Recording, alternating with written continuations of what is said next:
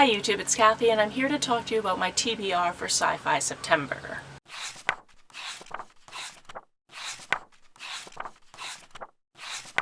I'm on vacation, as you can probably gather from this filming location and also this shirt, so let's talk about how this is going to be an interesting TBR for me. SciFi September, of course, takes place from the 1st to 30th of September. Am I going to be home for any of those days? I don't think so. I'm currently on the other side of the country from where I live, and I've got a lot of exploring around here to do before I slowly make my way back to the West Coast. So our estimated time of arrival back home is October, which means that I would either have to have brought anything I want to physically read from home, or I'm going to be relying on books that I can buy here, or even better, books that I can get through the library or I already have on Kindle. Fortunately, I'm really smart, and any books that I did want to bring from home, I did that. Also, because my reading speed has very much slowed down because I am on the road so often and I am visiting family right now, for example, I'm not reading 4 or 5 books a week naturally. I'm reading 2-ish. So this is more a list of things I would love to read, but I'm not going to hold myself to finishing the entire list. That means I'm probably not going to black out this bingo board, and I am okay with that. The first 2 things on my list are actually the 2 things I made sure to pack before I left on August 1st, and that is An Absolutely Remarkable Thing and A Beautifully Foolish Endeavor by Hank Green. This will be a reread for me. I've read both of these books already. I've also listened to both of these books audiobooks, but I haven't read them back to back, and I figure this is a really good time to do that. If you've never heard of this duology before, basically this girl named April May is stumbling home after a really late night of work and finds this cool statue on the side of the road, and she's like, cool, whatever, a weird New York thing, and she's about to pass it by, and then she realizes that everybody passes by cool art all the time in New York, treats it like it's unremarkable, so she calls up her friend Andy, they make a YouTube video about it, they go to sleep, and then when she gets up in the morning it has gone viral because not only has that statue appeared, but 63 other statues worldwide appeared at the exact same time, and nobody knows why. This could fit for a few different prompts for the bingo board. We've got non-space, we've got a robot or AI presence, we've got a contemporary with sci-fi elements, aka speculative fiction, and this could also fit for the queer category because our main character is bisexual. From here on out, I know significantly less about everything that I'm going to try to read because I haven't read it yet, and I don't really like to know too much of a synopsis going in, so you're going to have to bear with me. The next thing on my list is apparently I can get Fahrenheit 451 as an audiobook through my library, so I'm going to try to do that. This is one of those classic sci-fis that apparently everybody has read and I have not read because I don't tend to read classic books, but I kind of figure it's something that I should read. All I know about it is Fahrenheit 451 is the temperature at which paper burns. I'm pretty sure it's about book burning in some dystopian sci-fi type of society. I could be way off base because I've never read it. Also, we're near an air base. There's gonna be planes sometimes. But I kind of figure I should finally get to this one, and this one I'm obviously picking up for the classics category. Next we have a novella called Defect. This one is by Nino Cipri, and this is the follow-up to...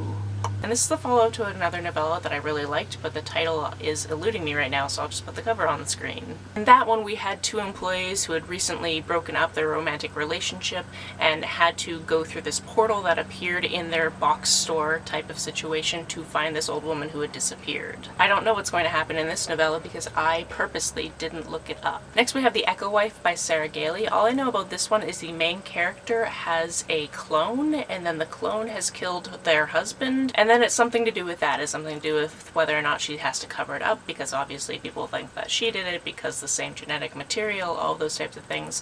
I don't know exactly what's going to happen in this book, but I've read a couple of Sarah Gailey's and really enjoy their writing, so I'm looking forward to this one. And for a lot of these I only have suspicions as to which categories they would complete. I'm not really focused on how much of the bingo board I'm going to complete. I'm just focused on reading books that I've been wanting to read and just haven't gotten around to. Next we have Winter's Orbit. I have an arc of this on Kindle, and I know very little about it besides I think it's hella queer and it's an epic space something, so it fits. Next I also have The Gravity of Us, also an arc that I never got around to on Kindle. This one is space adjacent because it has to do with the kids of parents who work for NASA, and then also social media fame, and it's queer. I'll probably enjoy it. We also have The Space Between Stars. I have no idea what the synopsis is, but obviously it's going to be sci-fi, so I put it on this list. There is a squirrel. Can I get a picture of you? The paparazzi has arrived in the form of a squirrel? These are the hazards of filming outside. Next on my list is Axiom's End, which is a book that I've been meaning to get to and just haven't, and apparently the second one is coming out soon or has already come out, so I should really get around to that.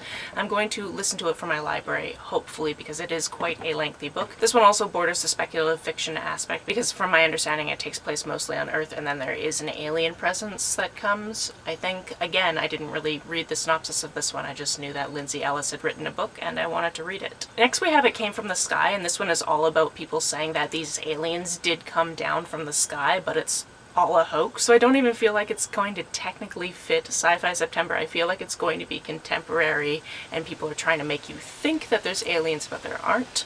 So that should be interesting. It might not even fit for any of the challenges, but I've been meaning to read it, so I put it on the list anyway. Next we have The Time Traveler's Guide to Modern Romance, and I specifically put this on this list because I needed something for the time travel prompt. Again, I don't know any of the specifics of this book. Next, I've put One Last Stop on my list, not because I haven't read it before, but because I want to listen to it as an audiobook. This is Casey McQuiston's second book, and it's a sapphic romance between Autumn, who is a girl who has just moved to New York City, and Jane, who seems to be stuck on the subway and also from the 1970s. Another audiobook that I'm hoping to get to from my library, but it's 23 hours long, so we'll see how that goes, is New York 2140. This one I specifically picked for the water challenge because it has to do with the world being flooded, specifically because of climate change, so that's really all I know about it. If I happen to be having an extremely good reading month and get through everything else, I'm also thinking about picking up Vagabonds, which I only put on this list because I know it's from a Global Self author.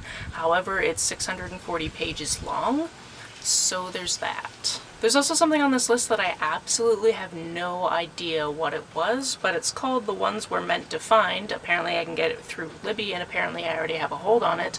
I don't remember anything about this book. I can't even picture the cover in my brain, but that is also something that if I get through everything else, which I'm not going to as we've previously discussed, that is the next thing I will pick up.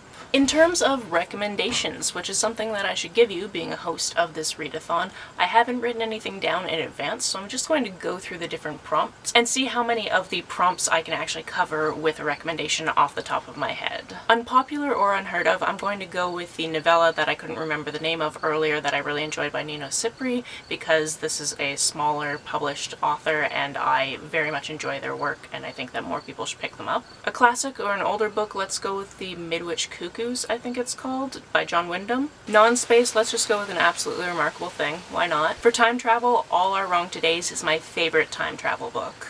For fantasy elements, let's go with Once in Future by McCarthy and Capella. For Global South, just for the purpose of having a book here, let's go with Binti by Nnedi Okorafor. For robot or AI presence, let's go with the Murderbot series by Martha Wells. For contemporary with sci-fi elements, let's go with The Weight of Our Stars. It is contemporary, but it is all about sci-fi type things and wanting to go to space. For alien presence, let's go for The Sound of Stars. For queer, let's go with The Luminous Dead. For non-human main character, let's go with the Wayfarer series, specifically the first two. I believe the main characters are non-human. For short story, let's go with Hello Moto. For water, let's go with The Memory Police, which is translated from Japanese. My camera cut me off, so rude. For popular hyped, I am struggling to come up with something, which is weird because you would think that it would be like whatever comes to your mind first, and then of course nothing comes to my mind, probably because I've read barely any sci-fi this year so far. For this one I'm going to cheat a little bit and go with something that is by an author that I've heard a lot of before and was very hyped to me but I hadn't read anything by before, and that's Victory's Greater Than Death. This is the start of a space epic series. For steampunk, we're going to go with Arabella of Mars, and for recommended to you, we're going to go with Catfishing on Catnet.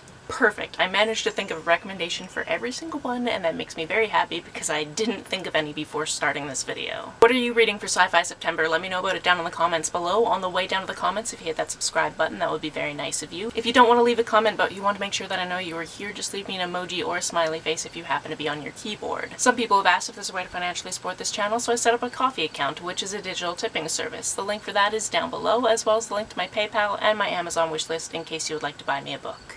You can like and share this as you see fit, and I will see you very soon. Bye!